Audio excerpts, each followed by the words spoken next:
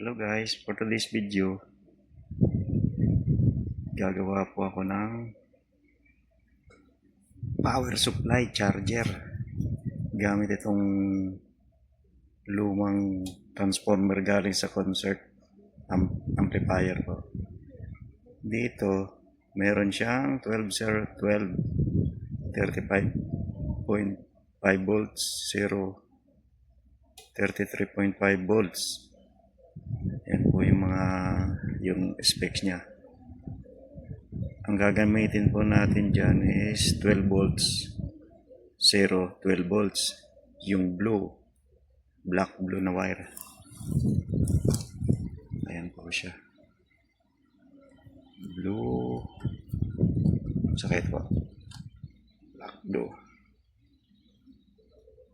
Tapos, gagamitin natin capacitor ay 10,000 microfarad, 50 volts. Tapos, gagamit po tayo ng bridge type diode na GBU 1510, 15 amps, 1000 volts capacity. Ito po ang output niya sa 12012. Tapos itong dito po na part, ito po yung AC in 220 po. AC in po niya. Naka-code siya rito sa, ayan po, 220 volts, 60 Hz, double red. Ayan. Yan lang po. Ito magagamit pala sa pang-charge ng battery. Pwedeng power supply sa kung ano man po yung gusto nyong lagyan ng power supply na 12 volts. Pwede rin sa power amp. Mas maganda po yan. Itong part po na to sa rectifier diode. Yan po siya. Itong part na to sa gitna. Yung dalawa po na yan. Yan po natin ilalagay yung AC in. Galing po ng transformer. Ito po. Yan. Yan. Ito. AC in.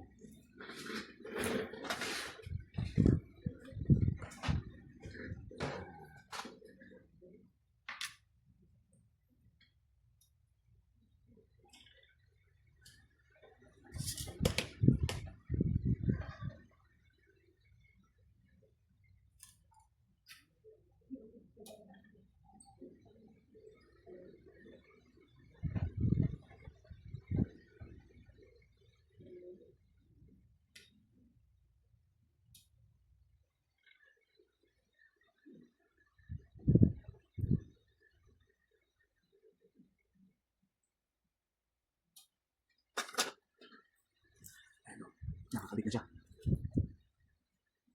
12, 0, 12 po yan. Ito pong isa, pwede nang gamitin. Kaso gagamit ka ulit ng isang ganito.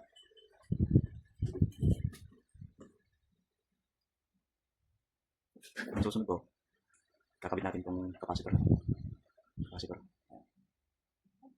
Dito naman natin kakabit sa gilid itong dalawa na ito.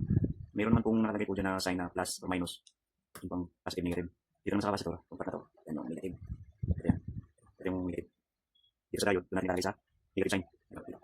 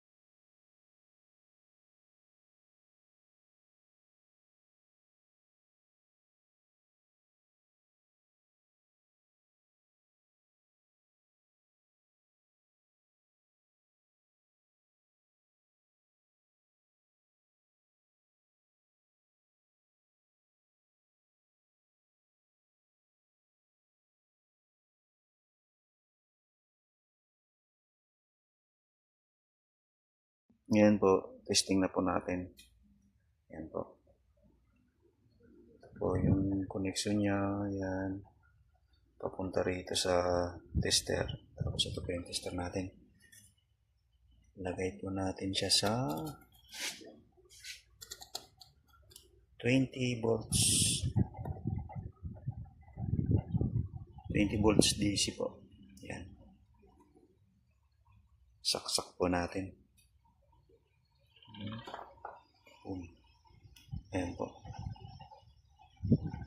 Meron na siyang 16.25 volts.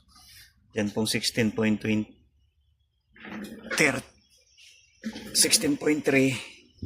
bababa po yan pag nilagyan po natin ng load. Nagkakaroon lang ng ganyan kasi mataas po yung capacitor na ginagamit natin. Nasa 50 volts po siya. So pag nilagyan mo po yan ng load, babalik na siya sa normal. Kasi kakainin na ng load yung ibang voltahe. Yan po. Applicable po yan sa mga power amp na 12 volts. Charger din ng motor, pwede rin yan. Charger ng battery ng motor pala. Pwede po yan. Ayan. Pwede rin po tayong gumamit ng ibang diode. Kagaya nito. 5 amperes yata ito. Sa next video po natin, papakita ko po sa inyo kung paano gumawa ng bridge type na power supply gamit ang diode na to. Gagamit po tayo dyan ng apat na diode. Ito kasi pinaikli lang yung kanyan. Pinaikli lang yung paggawa. Pero pag ganito, maraming proseso po. Yan lang po yan. Nakasaksak po siya. Yan po yung voltahe. Yan. Yan na po guys. Sinubukan na po natin sa battery. Yan po. Ito pong battery na to. Ayan po yung specs niya. Pang po yan, pang UPS na battery. 12 volts 7Ah. Ayan o. Bumababa na yung kanya. Kasi may load na siya. Ayan. Normal na po yan. Habang chinacharge niya pa yung battery. Ayan o. Ayan. Baka naman habang bago pa lang kayo sa channel ko, subscribe naman po, comment down below para masagot ko yung mga tanong kung may katanungan po kayo. Tapos may turo ko na rin kung ano pa yung gusto nyong malaman. Salamat.